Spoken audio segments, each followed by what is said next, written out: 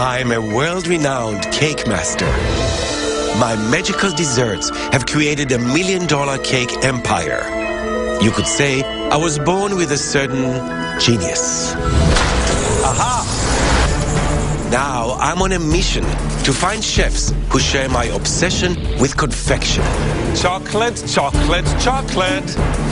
4 chefs must be astonishingly creative with the inspirations and ingredients I have chosen. Abracadabra, only one will surpass them all and earn $10,000. I am a sweet genius. Are you?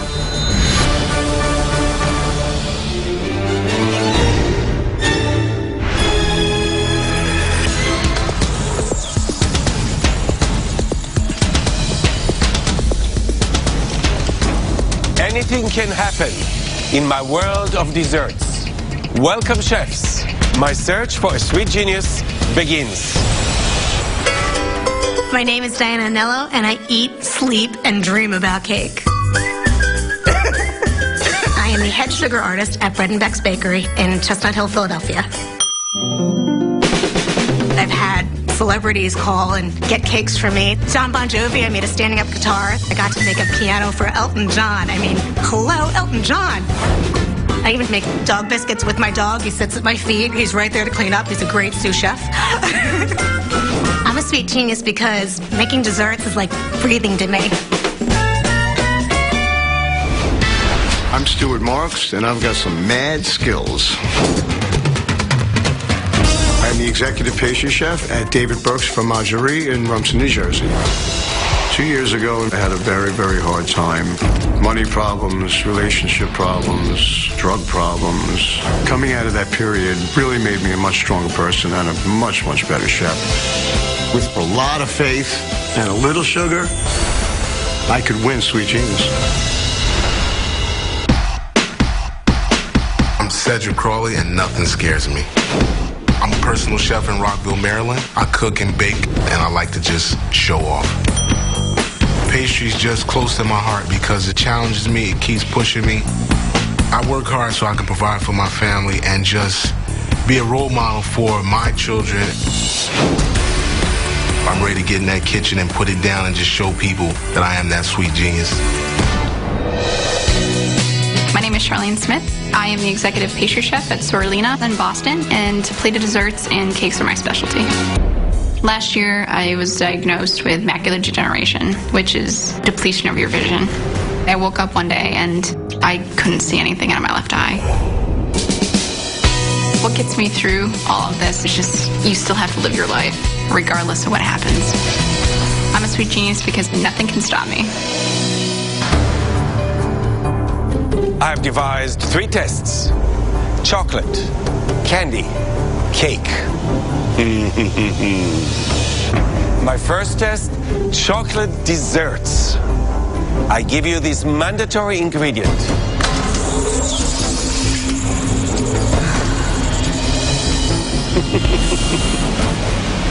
Strawberry toaster pastries.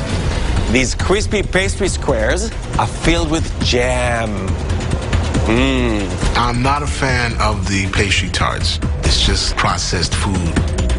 Along with that mandatory ingredient, I have an inspiration that must be represented in your desserts.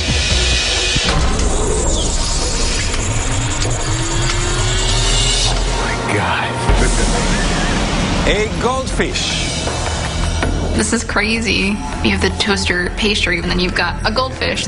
They don't have anything to do with each other. Goldfish are a symbol of wealth and good fortune, and may that goldfish bring you good fortune today. You will have 40 minutes for my first test. Start the clock. Go. Go, go, go. I'm anxious, trying to stay focused. Oh, not that one. Nope, not that one. Just kind of overwhelmed by the whole kitchen. I saw the goldfish and thought, I can make a goldfish. I'm kind of literal at times. I'm going to make kind of a mascarpone cheese toaster tart, add some chocolate because this is a chocolate round. That's what I'm forming and shaping into the body of a fish.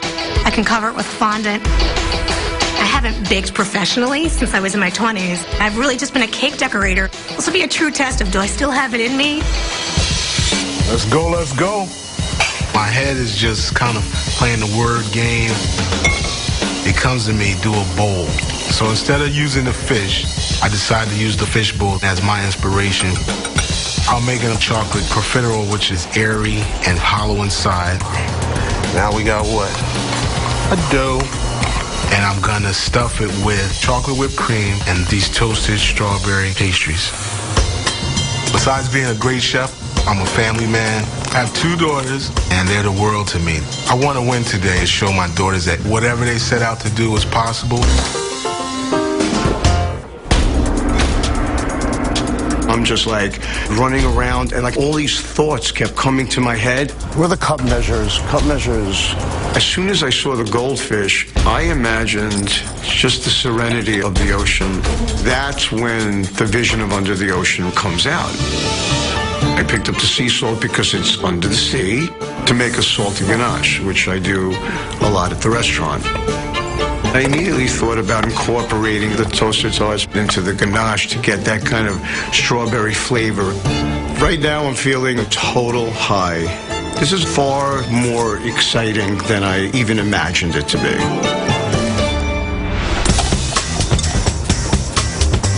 I'm a little nervous navigating the kitchen with my vision, handling knives and hot sugar. It's dangerous, and if you're not on your game 100%, you can get hurt. But I learned to use other senses, to just be aware of your surroundings a little bit more. I see the goldfish, and I look at the movement, just pieces of the goldfish, and I'm thinking I'm gonna do chocolate fin with orange luster dust.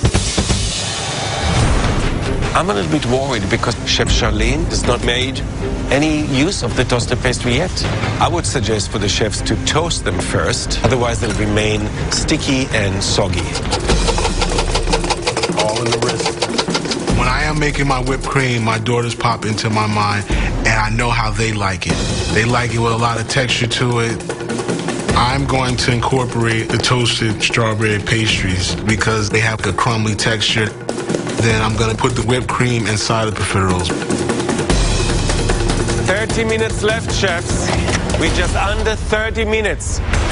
Okay, next. Visually, I love whimsy, and I saw the fish bowl. I'm like, yes, I can make a bowl to hold the fish body that I had already made. Diane is all about decoration, but my skills more rely on plated desserts. Totally different animal. Coming into this chocolate test, I knew I wanted to do the fondant souffle cake. It's not as light as a traditional souffle, so it has a little richness, a little body, and it's just a great cake. I'm in the chocolate round, and I want to do mousse in circles to represent the bubbles from the fish. I put toaster pastries in the mousse to give it a little texture and just a little more flavor with the strawberry. Attention, chefs. Attention. A second mandatory ingredient is yours for the taking. Oh, no. How's that? My heart just kind of stops. I'm stumped. I'm absolutely stumped.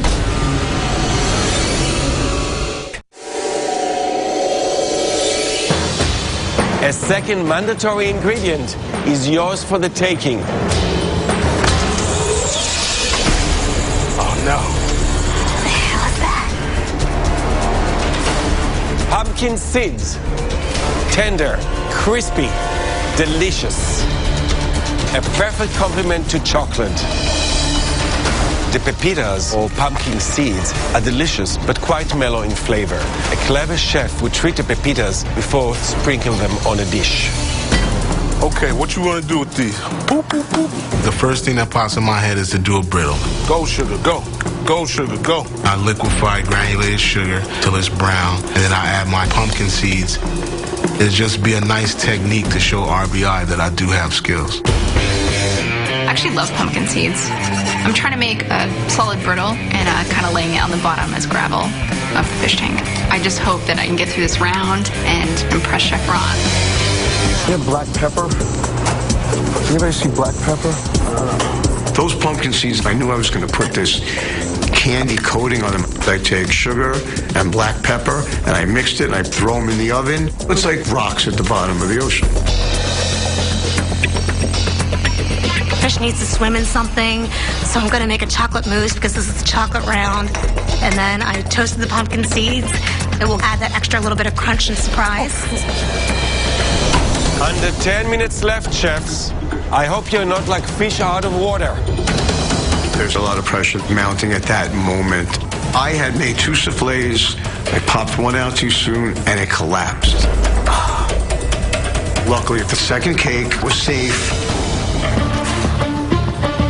I want to win so bad. Winning would be a great, great victory in my life.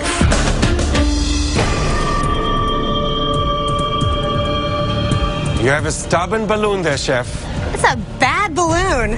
I'm having a problem popping the balloon, so very slowly, very carefully, pulled the balloon out. It was such relief. That boy look like he's ready. So I'm taking the profiteroles out of the oven, and they are not hollow. I just have in front of me a dough ball. I needed to replace the bowl concept with an actual bowl.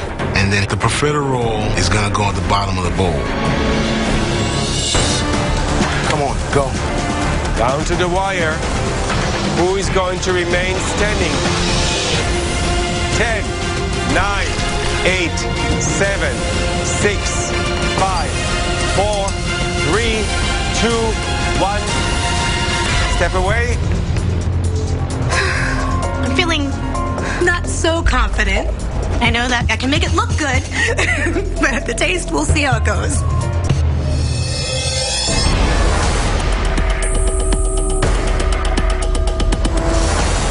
Chefs, when I look at what you've created for me in 40 minutes, I'm intrigued. The ingredients for your chocolate desserts test were strawberry toaster pastries and pumpkin seeds. The inspiration, a goldfish. We'll start with Chef Charlene. Seeing the goldfish, I did tempered chocolate fans to resemble the fins, and then I did a milk chocolate mousse, and it has the crushed strawberry pastries. Your chocolate fins are playful, and it has the movement. Your mousse, though, that's what I'm attracted to right now. It has the toaster pastries inside. Yeah.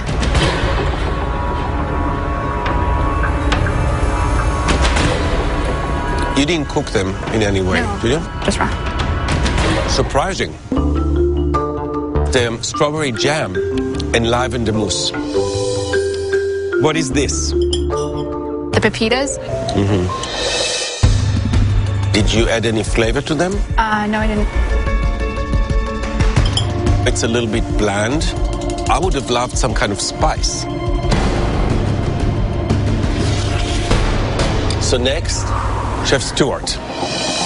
Today I made for you a chocolate fondant souffle cake with a ganache filled with a strawberry toaster pastry. I candied the pumpkin seeds to represent the little rocks that's under the sea, just that peacefulness. I'm enjoying the seeds. I put a little black pepper. That's why they were so delicious. Let's talk about the major component, your fondant souffle.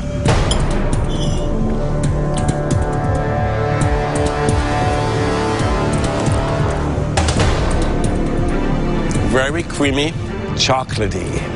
You have a wonderful, crunchy crust on top, which is a mark of a good souffle. Thank you, Chef.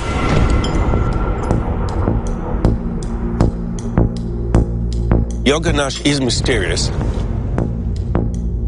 There's also a little sea salt on the ganache as well. Now you solve the mystery to me, because it is salty. So my mouth is in sheer chaos. Well, Chef Diane, you're the only chef who presented me with a almost live goldfish. It's filled with mascarpone cheese and these strawberry toaster pastries. He's so cute. I feel a little squeamish about eating the head of the goldfish. Oh my God.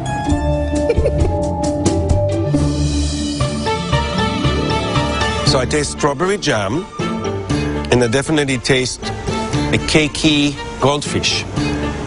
Chef Diane, this is the most delicious goldfish I ever had. What is the chocolate interior? It's chocolate mousse. Chalky. As opposed to Chef Charlene's mousse, which was so ethereal. You're obviously very visual and creative, but can you amaze me with your flavors? Yes. So last but not least, Chef Cedric. What inspired me in the goldfish was the bowl. I used that to build a chocolate profiterole with a chocolate whipped cream with strawberry pastry tarts. So there is no goldfish in your dessert? The bowl that the goldfish lived in is in my dessert. Well, Chef Diane created the bowl, and you simply chose a container from the pantry. Now, what is this? I candied the pepitas and brittled them. This is an extraordinary brittle. The caramel is so nice, it's actually a great candy. Thank you, Chef. But your profiterole set in cream, and it became very heavy and soggy. This is a chunk of wet dough. The whipped cream, this is very buttery. And grainy. Your cream was over-whipped. It's problematic. Chefs, genius is not a whisper. It's a roar. One of these desserts did not speak loudly enough to me.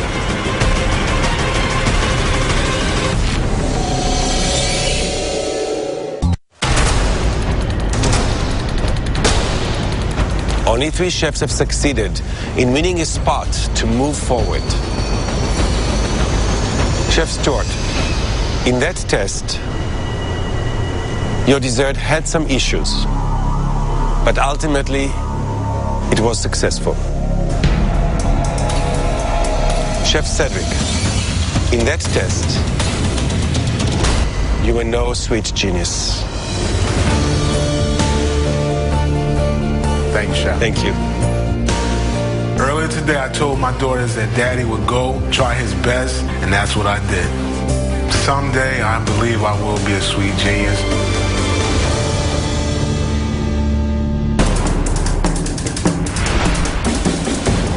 I'm sizing up your dessert IQs, one test at a time. The next test, candy. I feel like candy's a little more technical because you have to get things to a certain temperature, you have to pull them. It's difficult, especially with the time restraint. Of course, I have a mandatory ingredient.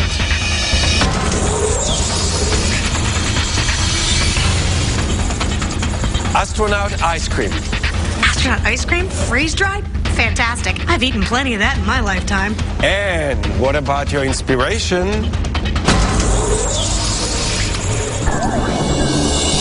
A 1950s style robot toy.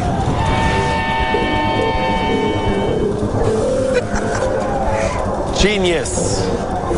Oh, no. How will this nostalgically futuristic toy come into play in your desserts? You have 50 minutes. Start the clock. Let's go. Candy can be extremely simple or wildly sophisticated. What I would love to see is marshmallows, fudge, toffees, brittles. Candies and confections are limitless. I enjoy making candy. It's a different outlet aside from, plated desserts. I want to make kind of a marshmallow robot and stack the marshmallows to actually make like the legs and the body of the robot. I'm actually utilizing the astronaut ice cream inside the marshmallow to kind of give it a little bit more texture. The texture of the astronaut ice cream, it's crunchy and spongy. The astronaut ice cream could be pulverized, chopped up. They could make a crust even. When I saw the 1950s robot, I think Lost in Space and my childhood. And I think s'mores bar, I thought the ice cream would go great on the marshmallow. I also wanted to do a brittle because I do make a good brittle and it's a great candy. And then I saw a planet. So I thought about breaking up the brittle like rocks. And that's where the process started to emerge. Sugar on. Sugar artist is a person who creates magic. That's what I try to do every day. And I have a deliciously dangerous sense of humor. I thought of a female robot. She would make a great girlfriend for this guy. I want to make like a nougaty kind of marshmallow with walnuts and astronaut ice cream. The visual I've got on lock. I've got to think more of flavor, think more of texture. Chefs, keep an eye on your time. 32 minutes left. I'm thinking robot, moon surface, and rocks. So I want to do a chocolate ginger popcorn candy. I hope Chef Ron notices that I take a lot of pride in what I do because I work so hard to mask, my visual disability because I don't want it to be seen as a weakness.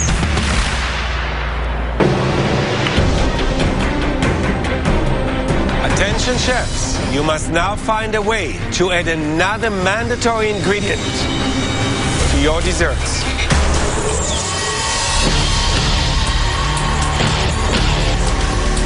Horned melons. Oh my goodness. This strange-looking African fruit tastes sort of like cucumbers. You can eat the center, the seeds, even the peel. Well, I've seen the melons, but never worked with them. I immediately thought of candying it. I cut them, took a pot with sugar, water, threw some lime zest because I figured that would candy too. Using the horn fruit is very difficult because it is full of water. The high moisture content destroys the integrity of the candy. My solution is basically to make a sauce. I grab sugar, I grab a little bit of citrus because it'll complement the fruit.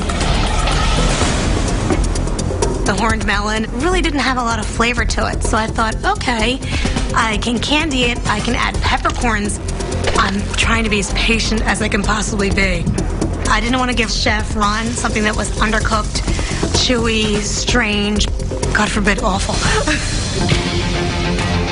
Right now I'm feeling a little nervous because I'm juggling a lot of things at one time.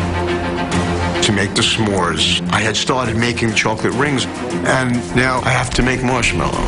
But my faith far overpowers my fear. Overcoming that horrible time in my life was a real study of faith for me. You have under 5 minutes left, chefs. Don't forget about my robot. I'm putting together my marshmallow robot, and they're not stacking up into the body shape that I would have liked. I do not have a plan B.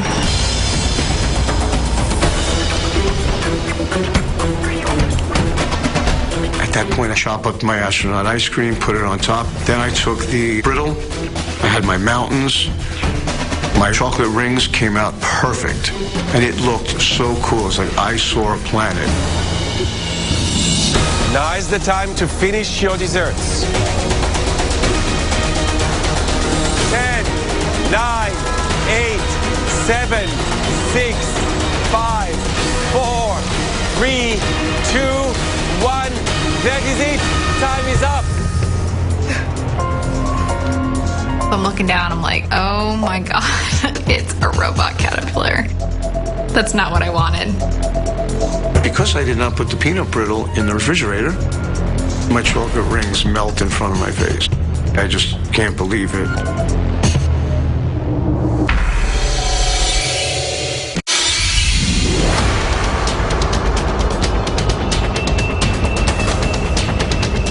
For your candy dessert, you had to use astronaut ice cream and horned melons. The inspiration was a 1950s-style toy robot. Chef Stuart. Today I've created for you a astronaut ice cream s'mores bar with pinoli brittle and some candied horn melon. Where do you see the robot in here? The robot brought me back to a kid watching Lost in Space. I wanted it to look like the brittle was like the mountains on a planet. Chef Stuart, you are a man of imagination. I'm going to start with your pinoli brittle.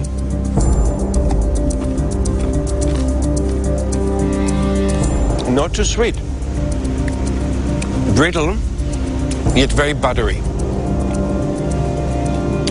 This is a good candy. What is this? Marshmallow sauce. So did you make your own marshmallow? Yes, I did. I have to say that I enjoyed the astronaut ice cream tremendously in a childish way. But the astronaut ice cream was simply scattered on top of your marshmallow. I would love to have seen it used in a more bold way. Now the horned melon.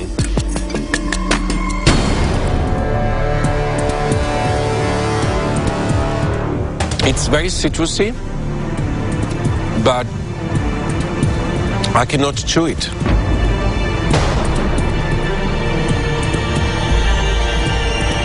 The rind is not cooked enough.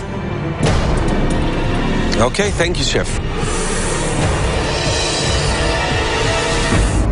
Chef Dayan. So I see a robot smiling at me from the plate. It's a smile. She's happy. Oh, so it's a female robot. Yeah. I made a marshmallow kind of nougat, and inside I put the astronaut ice cream, which I too love. How did you treat the astronaut ice cream? I cut it up. I didn't want to do it too small because I didn't want the warm marshmallow to make it melt down.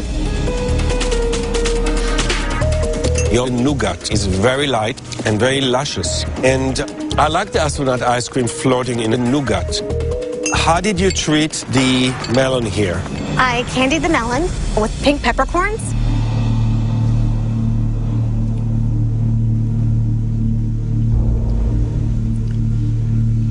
See, that's actually delicious. Playful, mischievous. That's you and that's your dessert. That's good. Wow.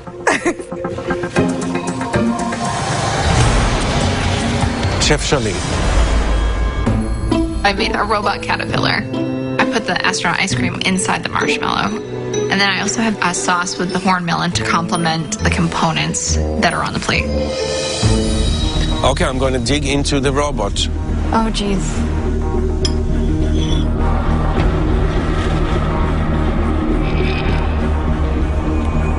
My robot is heavenly, light, it's spongy in a wonderful way. The horn melon sauce, I would assume. Yes. It's very tropical, acidic.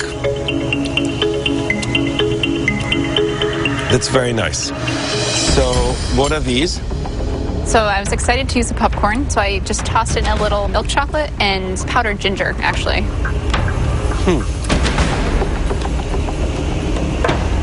The flavor is great, but it's not crunchy. This is a little bit disappointing because one would expect a crunch. What could you have done better with this dish? I want your personality to shine through. Evaluating Chef Dayan's dish, I got her personality in the dish. You, I cannot figure out. Yeah, I understand. I don't know, it's a tough decision to make. One of you will go home.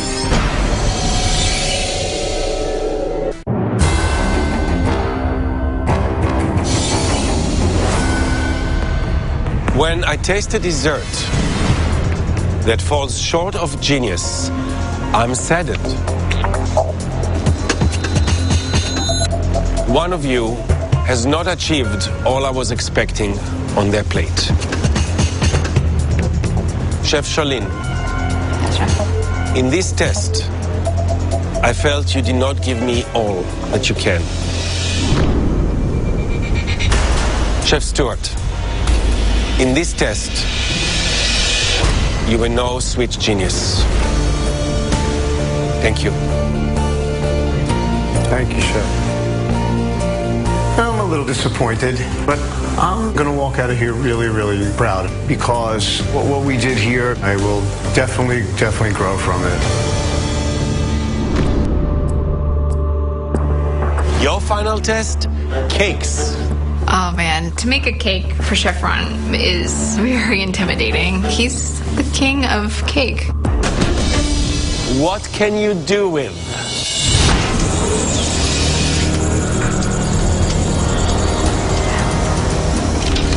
Bloody Mary mix. It's got Worcestershire sauce, Tabasco, cayenne pepper, tomato juice, and traditionally, vodka. I kind of panic. Bloody Mary mix is salty, it has vegetables, and that's kind of difficult to incorporate into sweets. You need an inspiration as well.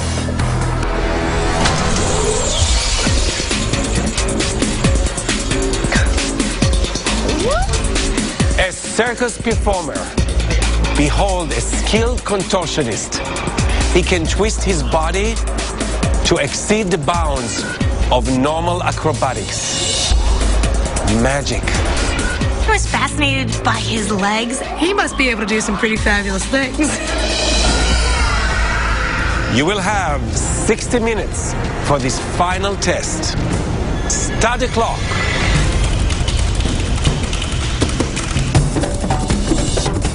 Going into this round, Chef Ron is looking for my personality to show through on the plate. My plan is to make the circus explode everywhere by making this abstract, colorful dessert.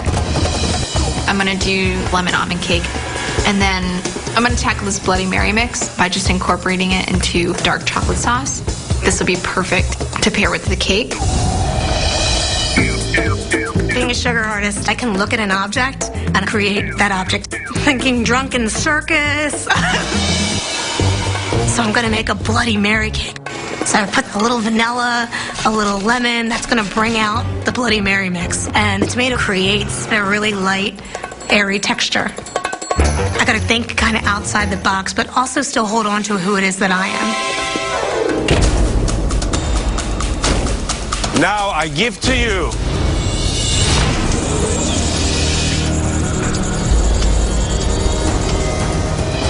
Buddha's hand. This cryptic-looking citrus fruit is found in India and China. Buddha's hand has a fragrant zest, but no juice. Go, chefs, go. Go, go, go. I've seen the fruit before. I was always afraid to go for it. So I grabbed it. It kind of smelled like lemon. It kind of has this tangerine note with it. I've got to make icing. It's going to marry perfectly with my Bloody Mary cake. I love buttercream. I love working with it, the smell of it. I can make traditional American buttercream. It's butter and confectioner's sugar and hand of Buddha. Just under 15 minutes, chefs, to serve the most delicious cake ever. It's a little too late to put the Buddha's hand in my cake because it's already in the oven. So I'm thinking cake and whipped cream goes well together. So I'm like, okay, I'm gonna do a honey and Buddha's hand crema. With the crema, if I over whip it, it can turn to butter, which happened in the previous round with Chef Cedric. Remember my inspiration, a circus performer. Contort your imagination, stretch yourselves. The contortionist. I'm completely distracted by his crazy legs. I wanted to make legs. And I grabbed the white modeling chocolate. As I'm molding his legs, I feel like I'm getting a really good representation of the contour of everything. Chef Diane, her style seems to be, very extravagant and glitter, but more interpretation. Using pulled sugar kind of hits me as a really cool way to incorporate the circus feel and more color. So I'm twisting the sugar in a way that's reminiscent of the contortionist bending his body. Go to knock my cake out of the pan, and it was still warm. That's a bit of a shock. Bummer. I hope Chef Diane is as flexible as our contortionist. Thinking, you know what? You cut cake for a living. Just cut it. So I cut what I thought would be the most tasty part of the cake. Are you willing to bend and twist to achieve the cake of your lifetime? A cake worth $10,000. I really want that $10,000 because I want to open my own bakery someday so I can create all my own things. Chefs, we are getting close to the 1-minute warning. Whose cake will be better? I'm trying to figure out a way how I'm going to plate all of these components into one cohesive dessert. 10, 9, 8, 7, 6, 5, 4, 3, 2, 1. That is it. Time is up. So I look over and Chef Diane has this cake and it has legs sticking out of it, just like the contortionist. And I'm like, oh, man. When I see Charlene's dish, I thought, oh, there you go. That's who she is.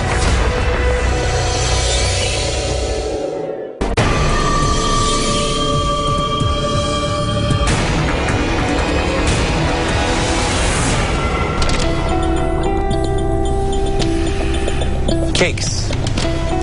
That is something I know a thing or two about.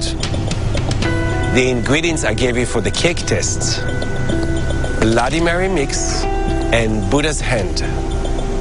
The inspiration: a talented contortionist. So, Chef Charlene. We've got a almond and citrus vanilla cake with a Buddha's hand and honey crema. And then I incorporated the Bloody Mary mix into a chocolate sauce. Well, visually, it's stunning. I love the artistic, abstract interpretation. Now, let's talk about the flavor. What I love about eating those pulled sugar spirals is they disappear on my tongue. Now, the crema.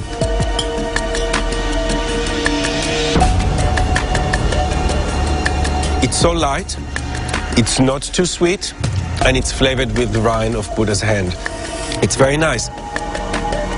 I would like to try a little bit of the sauce. So I can taste the different components of the Bloody Mary mix. This is very pleasing. So, the cake.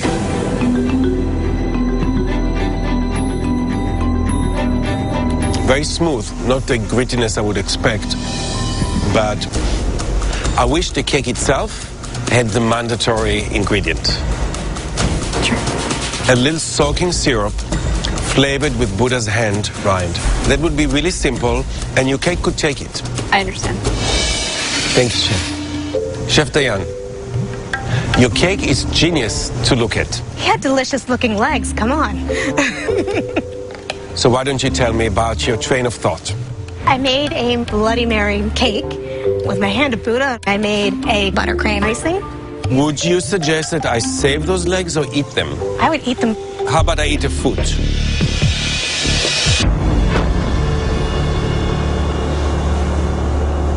The food is delicious. Thank you. And you gave me a nice dose of buttercream, and you call it the... American buttercream. I'm very proud to be an American, but there's one thing I do not like. I do not like American buttercream. Oh. What I taste is powdered sugar and more powdered sugar. The problem with powdered sugar, it never dissipates. It creates a film. Now the cake. This better be the best cake I've ever tasted.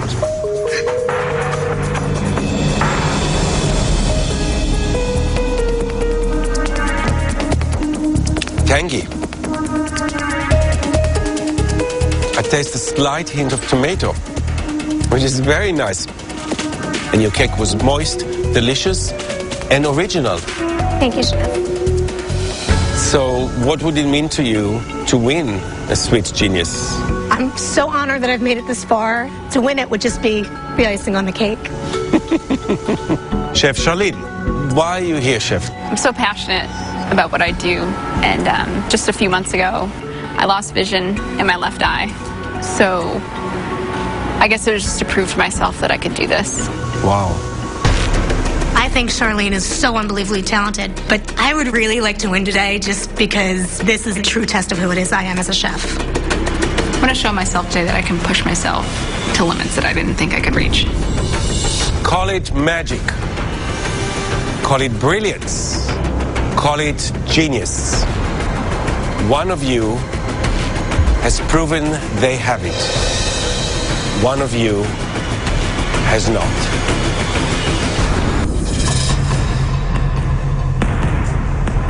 In that test, Chef Diane, you were no Sweet Genius. Thank you so much for the opportunity. I've learned so much, and just being here was amazing. Honest to God, I'm not disappointed. Chef Ron liked my cake. Hello? That's crazy. For me, I'd already felt like I'd won. Oh my God. Chef Charlene, you are the only chef able to prove to me that you are a Sweet Genius. Like me. You belong in my world of desserts. Thank you. And you have just won $10,000. Before, I felt contained by my vision loss, and now winning the competition, I feel like now I can do anything I want to do.